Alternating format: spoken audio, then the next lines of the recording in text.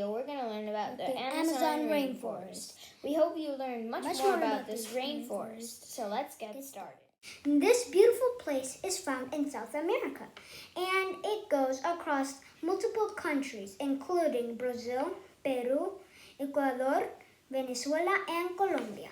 It is home to many trees such as the Brazil nut tree, palm trees, and trees that grow on trees. It is also home to vines and moss. This rainforest is also known as the lungs of the earth. It got its name because it holds 20% of Earth's oxygen.